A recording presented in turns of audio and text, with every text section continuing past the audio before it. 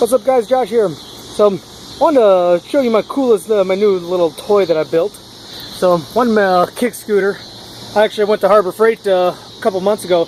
I saw these cool wheels. I'm like, wow, 10-inch diameter, ultra fat, off-road looking, flat free. So it's like, you know what? I just had to dream that I was gonna have a cool kick scooter, and that's what it would have looked like if this thing worked properly. But I got this thing built, designed around these. And guys, if you've never built a kick scooter before, you know what? Don't do it. This was hard. This was a really hard build.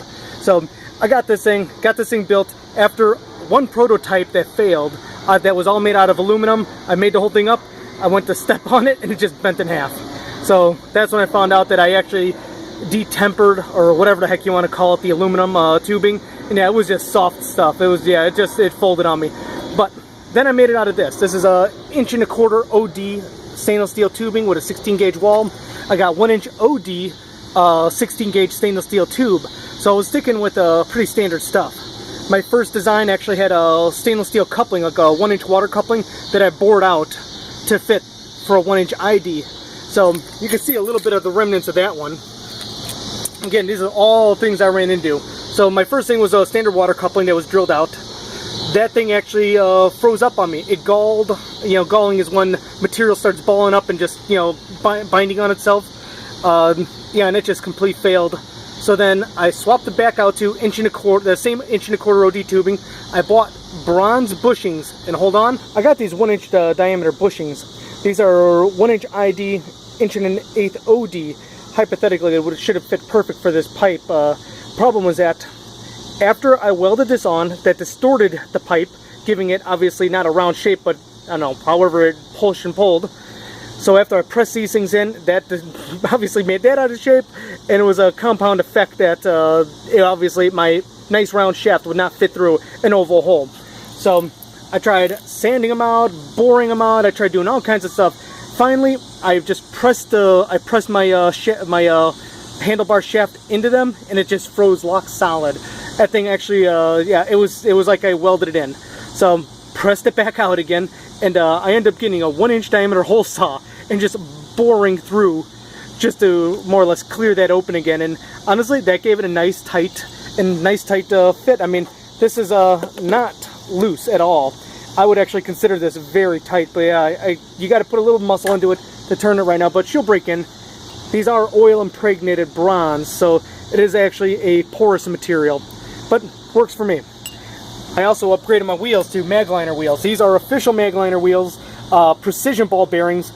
These things failed miserably. Yeah, so this thing's all over the board.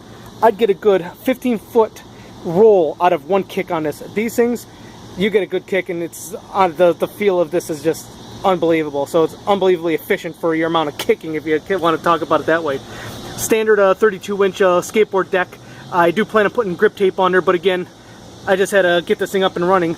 This frame was formed up with a conduit bender, so that is possible. Guys, if you want to save yourself time, just go with some standard 45s and do some mitering. That would have saved a lot of time. My front bars here, obviously you can see it's not done yet. Since this is a wider wheel, I actually had to cut that and bring that in. This way my wheel was in line with the bars.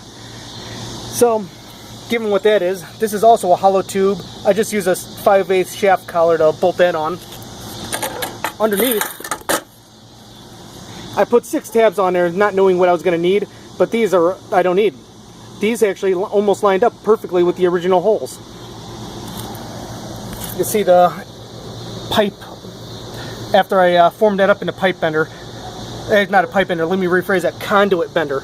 So again, yeah, this guy is a very thin wall tube. But you know what? She rolls smooth. This thing runs awesome. I'm excited. Handles, those handle grips, and the bushings. Most of my hardware came from McMastercar.com.